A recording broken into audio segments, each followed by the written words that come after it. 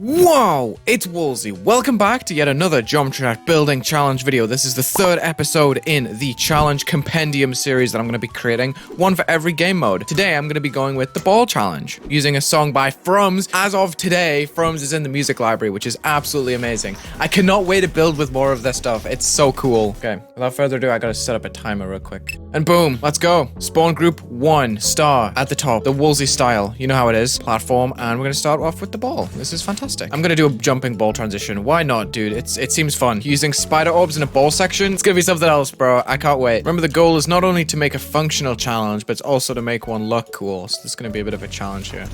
Ball sections are always weird because a ceiling and the floor is only 8 blocks tall. So I've kind of always felt like ball sections are a little bit like awkward to decorate, if that makes sense. I'm doing a lot of black orbs right now. This might be a little bit too much, but we'll see, dude. It's so goofy.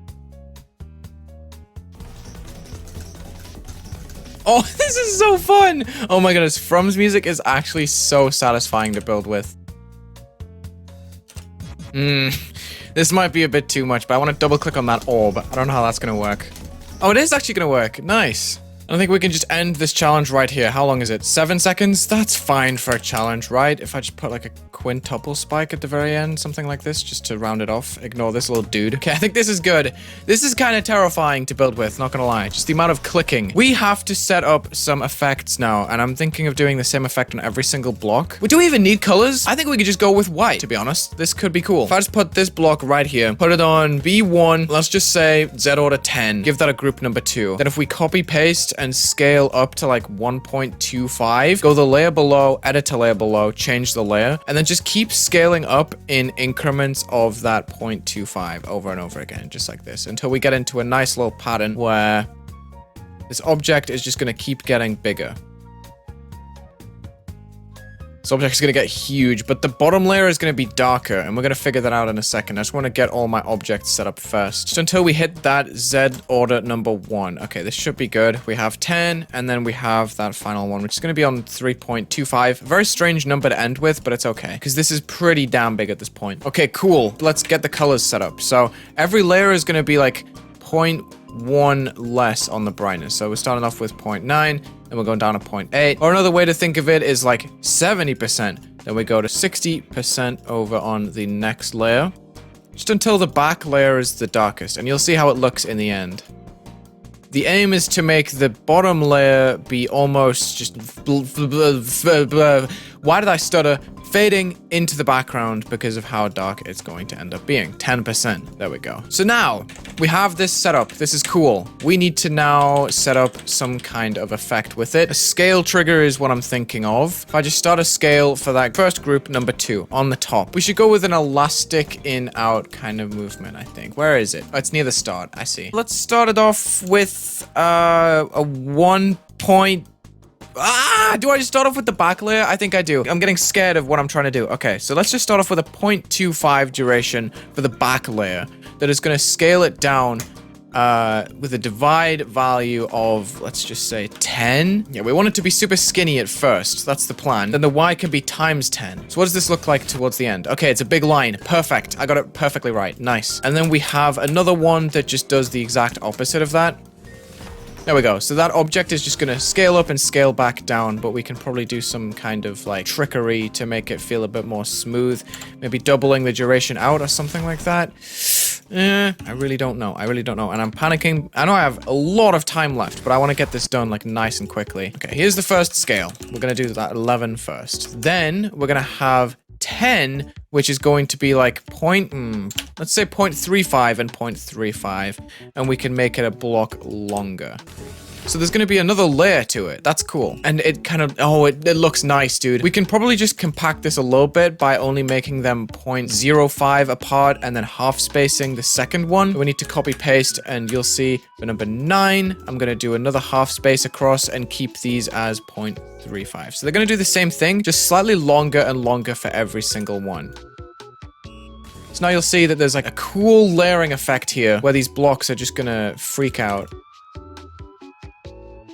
Final one right here. Let's just do the duration first, and then we can just move to the side. Awesome. So we have this effect where this line, oh my gosh, that looks so sick. Now what I'm going to do is I'm going to set all of this onto a loop. I think that's how it's going to work. Oh, we don't want it to just be like over and over again. That's not what I have in mind. I want them to kind of like fall out of sync with each other. So let me get rid of all of those groups that we just created on those. And I think we're gonna have to go layer by layer. So starting off with 11, create that as a loop. Oh boy, I'm gonna have to change the layer of like scale triggers. Oh god, this is gonna be a little bit of a mess. Just because of how when you press create loop, Rob made it so the spawns go on top. So I can then just layer this on number 1, and then we have this layer to work with, and then we can just keep going down like this. There we go. Maybe I should just keep on changing the editor layer. Why not, dude? I don't care. Create loop, select all, go to the next editor layer. So now there's gonna be individual loops. So now you'll see these objects are going to just loop on their own accord, and it's just going to create like a really cool flashing pattern for these blocks. I think it looks sick. The line that's the skinniest in the middle doesn't really get in the way of the sight readability, I hope. So now all I should have to do for this design to work properly is just copy all of these in one go. We're going to enable link controls and just put them on every single object. Now, this seems a little bit scary, but you can see how these objects kind of join up together, and then watch it just go crazy. Oh my goodness. Whoa, whoa, whoa, whoa, whoa. This looks so awesome.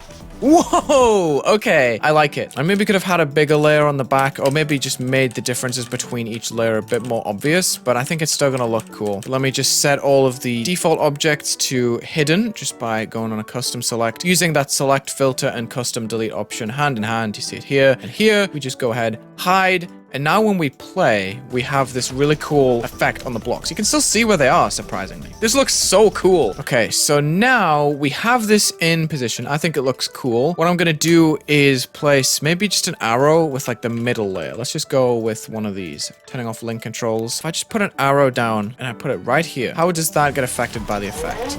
Oh, it still stretches. It looks so sick. Okay, awesome. If I can just time warp this level and try and get myself a little green line. I have the time to do this. So let me just go ahead and get myself the perfect gameplay line. Here we are. The spikes need some work. That's the first thing I can notice from here. I love that speed hack is in game now. It's actually so cool. Now, if you're wondering why I've done this with just black and white so far, don't worry, you'll see. I think it's actually going to be awesome once it's done. So I'm really excited to get on with that. But for now, we've got to place our arrows in like good spots. It's just like the first piece of deco. Dude, I have 39 minutes to continue this, which is actually mind-boggling. We can probably put ground spikes in too. I have so much time to just do whatever I want, really. We just go with like the back layer here. Low key, we could probably just put these spikes in. Oh, but no, we can't. The reason being is that if we stretch an actual object, like an obstacle, up, it's gonna ruin it. So we're gonna have to put these spikes in for sure. Nonetheless, we can still go and run these behind. Copy, paste, flip it, free move it up to the top.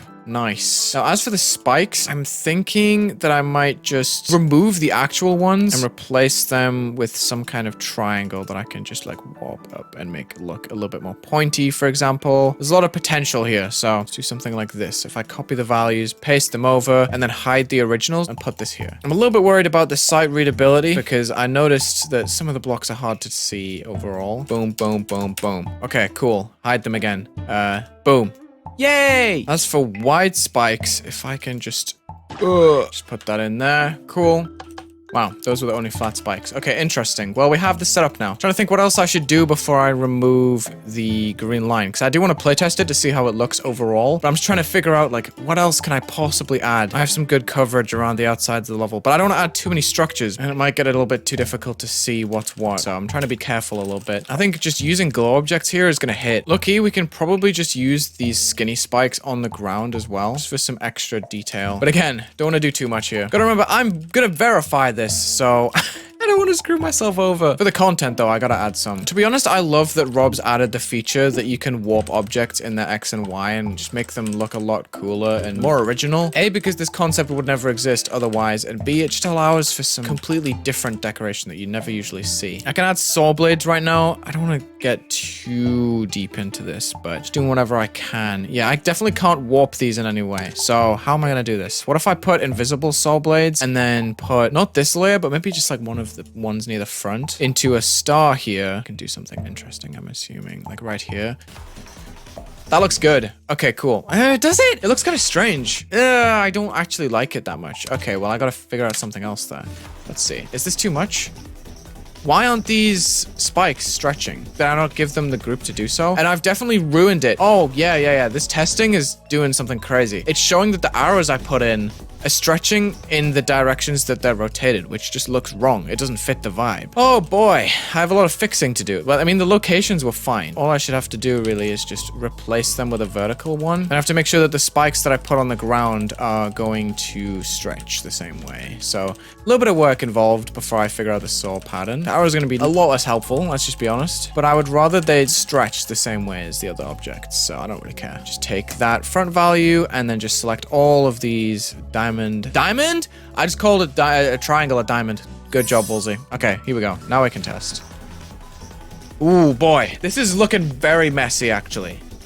Oh my goodness. And I have to verify this, you said? Oh boy. Oh no. Oh god. Right, new idea. If I go on to editor layer number 1, we have all of the objects that are sitting on top, aka the important ones to see, correct? If I bring this onto another Z layer, for example, T1, let me go to the layers behind now and put them on something like really low down that nothing else is on as well. We can use B5 for this probably. They're all on Z ordered like priority. As long as I don't change this one. If I change this one, it's over. But I can change the Z layer and the orders will make them stay in their correct layer order. And then I can go into a shader trigger real quick and put it on B5 only. And then I can do something. Pixelate? No. Radial blur? No. Motion blur, probably, I think is going to be the option. So let's just preview the shader. We're going to click use X, use Y. And now this is a bit more trippy here. Is there no like just regular blur? That would suck if that's the case. Radial blur is probably an option. Okay, here we go. Size like 1.25, fade time short. That looks a little bit more smooth and it might show like the object a bit better. Oh, I don't know. I like it. I like the way it looks more. It's just not very good at showing me the actual direction forward, which kind of sucks. Do I just make the radial blur like super big? Like what's the plan here? I don't know. Ooh. Wait a second. I might be cooking here. Because then that's going to put a ton of lines on the screen. Okay, this is cool. This has potential here. Hold on. 3 times. Intensity, 2 times. This might just be better smoothened out. I can actually see what I'm doing. This is awesome. Okay, huge. I think this is the way forward. And honestly, I can just put this on 0 seconds. And if I just loop this, sometimes it can be 2 times size. Sometimes it can be 2.5. Sometimes it can be 1.25. Sometimes it can be 0.5. And I can like trickle down to 0 just to give it the original look for like a second or 2. And then I should be able to loop it here, right? Not 20. Absolutely not 20. If I loop these real quick, like this, that's going to vary it. Sometimes it's blurry, sometimes it's not. And I dig it like that. I think that looks cool. And then what I need to do is make sure all of this has the same group. I do believe it does, but let's just make sure. Okay, 2. We can then add pulse triggers for number 2 that like makes them stand out even more. So let's start off with just 1 and 1 in there. Oh, 0.1. Sorry, my mistake. Go down to black. You can maybe go to gray and then maybe go back down to black and then loop these like this. Start them earlier too. That didn't work. Indeed. Oh. Shush. Okay, this works better. It needs to go darker more, so I could honestly just loop these same 2 over and over again. Just pretend that that third one never actually existed. Let's just take these off the group. Delete those, lol. Boom. This definitely helps. Okay. I dig it. This is cool. We have a plan here. We still have 25 minutes as well, which is awesome. We're putting a gradient in the level, and I'm a little bit scared because I don't really use these too often. But what I want to do... Oh my gosh. That looks terrible. Okay. We're putting this gradient above everything. So T2 is guaranteed above everything. We are going to additive blend this with some new groups. What do we have next free? 45. Vertex mode, 45, 46, 47, 48. Okay, here we go. Let's do it. It's white for now. This is terrifying. Might have to just turn off preview mode. That's not how it works. Okay, that's awkward. You can't even turn it off preview shaders. Okay, well, this is fantastic. Where did my objects go? I will be screwed right now if I didn't have like any sort of idea of what I was doing. Let's go to editor layer 12. Bottom left was 45, correct? Okay, we're saving it. Bottom right, 46. Next up, we have 47 on the top left and 48 on the top right. Is this a square? No, but it can be. Boom. Did it. Awesome. So this is additive blending. We need to make sure that our gradient object, wherever that dude is, this gradient is above everything. Have I got it? Have I got him? I've got him. Oh my god, that's clutch. We want it to be like red and blue, I think. Let's just make that real quick. Yes! This looks good. Look at this thing. Nice. And if I just lock that to the x-axis overall. Sorry if that guide was hard to follow because I literally couldn't see what I was doing. Let's go with move trigger at the bottom. Losing my mind.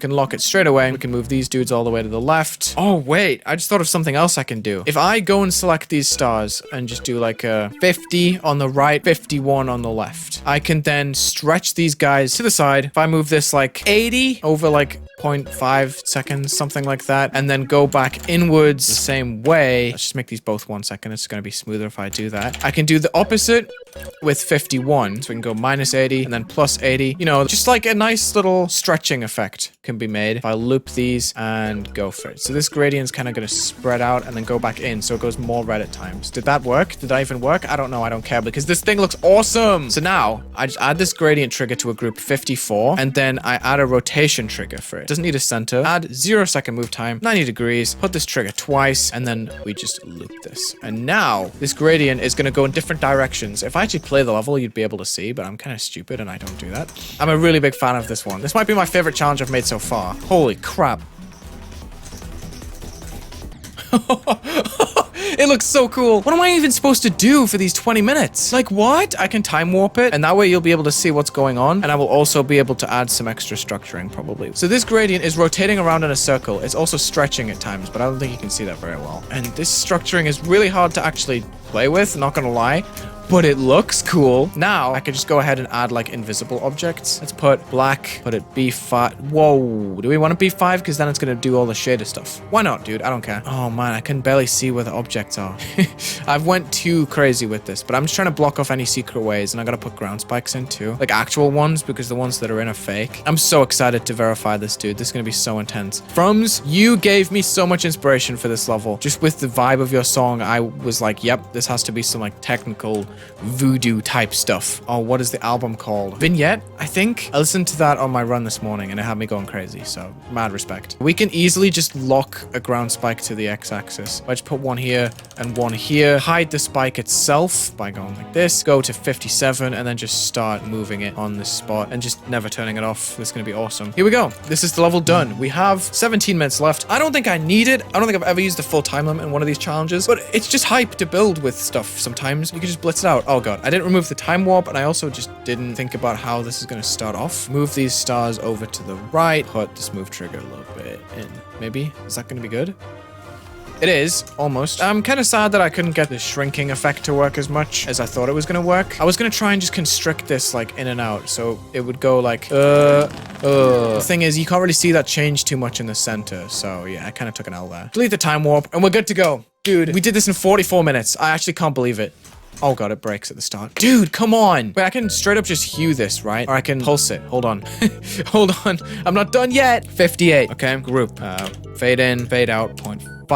Plus 90 the hue. And then after that, you can plus 180 the hue. And then after that, you can go minus 90 the hue. And we're just going to do that over and over again. No matter what the sync is. Because anything's synced when you use a fast enough song. I'm just saying. Oh god. So because I've put a speed changer in, all of these duration lines have been screwed over. So let me just, yeah, we'll just do it before the level ever exists. Why not? And then we just re-loop it. Awesome. Fantastic.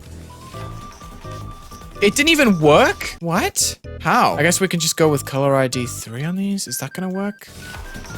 Even that's not gonna work. Can you just not pulse a gradient trigger? Hopefully this is gonna work if I just save and play. Why is it not working? Wait, it is.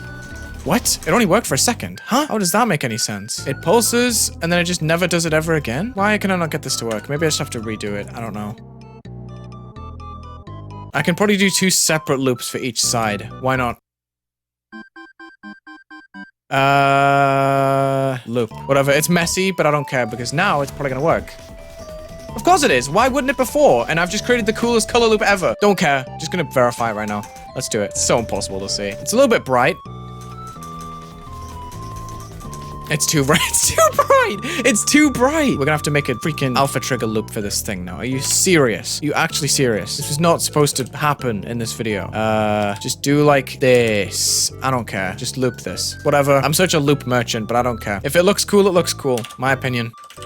Bang. Awesome. So it starts off black and white, and then it's gonna do this big color thing. Nice. We've made that a bit better now. It's too many clicks, dude. What the heck? It's like 6 CPS, I swear. Oh my goodness. I just realized something. I never put a wide spike somewhere that I was supposed to. Is there a spike there? There is. Dude, I almost missed that out. Okay, cool. I also didn't fill in the saw blades. Dude, I'm making so many tweaks. But I have 10 minutes still left, so why not, dude? I don't care. The saw blades were very unnecessary. Didn't need that in the end.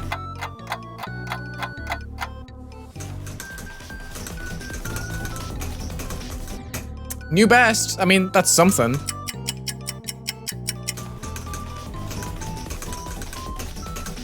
Oh, dude. Okay, am I even gonna verify this in time? This is quite scary. I might be 1 or 2 after this. I'm 1-1 with my challenges at the moment for verifying them in time. This one might just make me lose. I'm not gonna lie.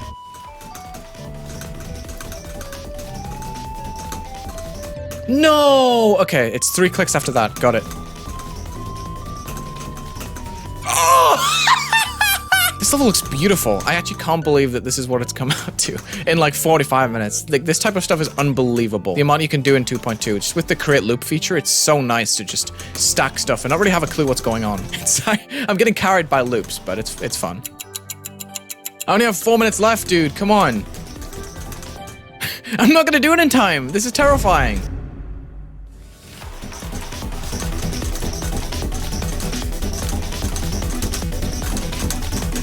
Yes!